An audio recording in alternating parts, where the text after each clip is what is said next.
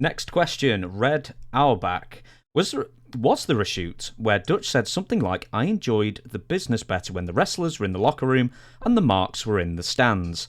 I thought I remembered that, but I could never find the clip. So do you remember saying that, and what was that in Oh reference yeah, to? I used to say it all the time, especially in a dressing room with a guy, and because he would act like a fan. I'd say, "How much was your ticket tonight?" What? I said, you bought a ticket to come in here, didn't you? Because you damn sure don't belong in this dressing room. But they would look at it like they were just they're marks for themselves. You've seen people like that. They think they're over more than they are. Mm-hmm. So sometimes it would take a veteran to smarten some of these guys up. Because I remember when I went in a ring one time, I went to give a guy a bill, but I did it wrong. Because a bill, you're supposed to take your whole arm and throw the guy. It's like a running hip toss, really. But I put my hand like this. And that's the way they still do it in NXT. They still do that. That's the worst way to take it. But I tried to do this old timer. I think his name was Pedro Godoy, I think. And the next thing I know was he slapped the living crap out of me right on my ear. And he said, don't you ever try to do that again. Well, he had my attention then. So we went back to the dressing room, and I wasn't mad at him because he didn't do it just for, he did it to teach me. He did it in a rougher fashion, but he had to do something, I guess.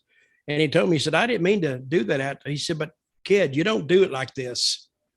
I said, I can take it, but I get hurt because I'll go up and I'll come down right on my hip because I can't extend. I can't stretch my body out. And he told me, if you do it again, he said, you'll get 2 slaps.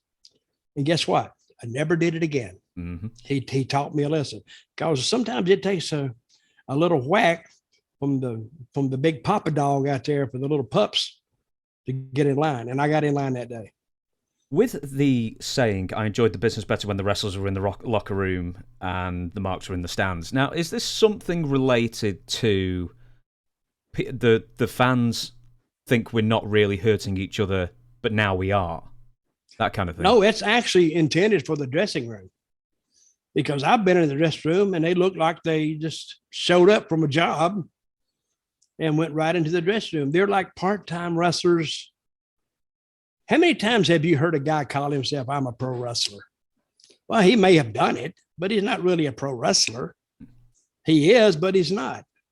Some of these guys work for nothing, which is okay if they enjoy that. I don't mind that. But, don't bring that fan mentality into the dressing room because, this should be an art form, but sometimes it's not because and a lot of people sitting out in the seats, they're trying to describe a match and, he should have done this. And a lot of times they're right. But when they get in the dressing room and they try that attitude, a lot of the veterans don't like that at all. And of course, a lot of them with a mouth. I mean, I would dress them down, but I'd do it like in a kidding way, but I would have the whole dressing room laughing at the guy. But not in a mean way, in a laughing way. But the guy would remember it and everybody in the dressing room would remember it too. Mm. But I did like the business better when the marks bought tickets and instead of putting on wrestling boots. Mm-hmm.